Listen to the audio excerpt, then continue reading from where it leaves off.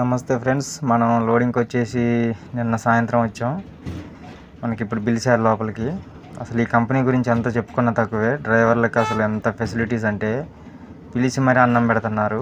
అదే మన ఇంట్లో వాళ్ళు కూడా మనకి పిలిచి అన్నం పెట్టరు. అసలు అమ్మాయిని అడగంది అన్నం పెట్టదంటారు, కానీ వీళ్ళైతే డ్రైవర్ని ఎంత మంచిగా ఎంత రెస్పెక్ట్తో చూస్తున్నారంటే అసలు మస్తు అనిపించింది నాకు. అప్పుడప్పుడు ఇలాంటివి చూస్తే ఆ బాధ అనేది పోద్ది. లేకపోతే డ్రైవర్ని చులకనగా చూస్తూ ఉంటారు. ఈ కంపెనీ మాత్రం అలా కాదు, డిఫరెంట్. ఇది వచ్చేసి డోర్లు, విండోస్ అన్నీ తయారైతాయి. కంపెనీ పేరు మెన్షన్ చేయను, ఎందుకంటే బాగోదు. అందుకని హైదరాబాద్లో ఉంటుంది కంపెనీ, మల్కాజ్గిరి జిల్లా, మేడ్చల్. అయితే ఇది చాలా మంచి కంపెనీ. అసలు హాస్పిటల్ ఉంది, లోపలంతా neatness, very neat and clean అనమాట. మనకి లోడ్ వచ్చేసి వైజాగ్కి.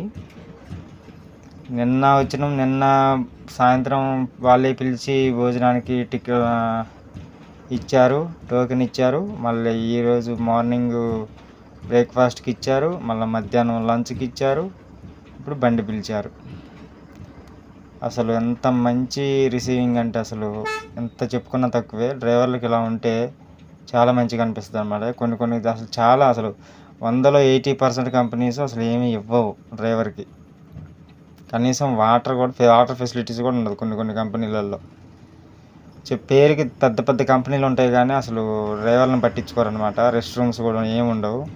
కానీ ఇందులో మాత్రం అసలు ఎంత బాగున్నాయి అంటే ఫెసిలిటీస్ అంత బాగున్నాయి. సూపర్ అంటే సూపర్ ఉన్నాయి.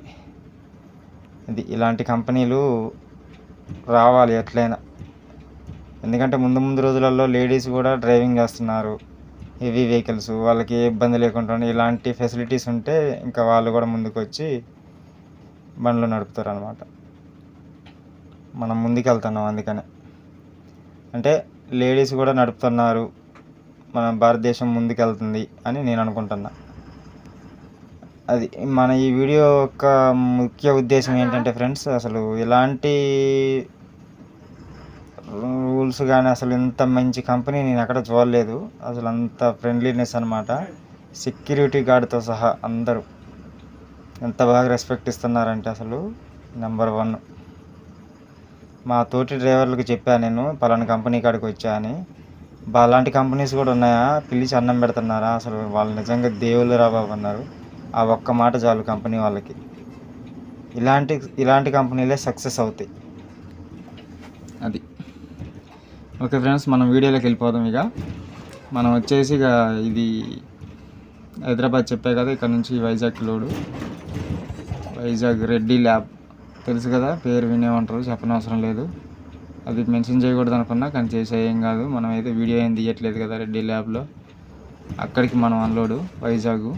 మొత్తం 670 కిలోమీటర్స్, 670 కిలోమీటర్స్ అనమాట మన జర్నీ.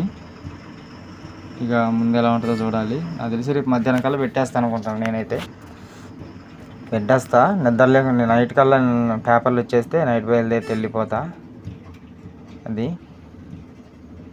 ఫ్రెండ్స్, మన వీడియోని చూస్తున్నారు కానీ అసలు లైక్ కొట్టట్లేదు ఫ్రెండ్స్. అసలు లైకులు కొట్టట్లేదు, ఏమి సబ్స్క్రైబర్స్ తగ్గిపోయారు.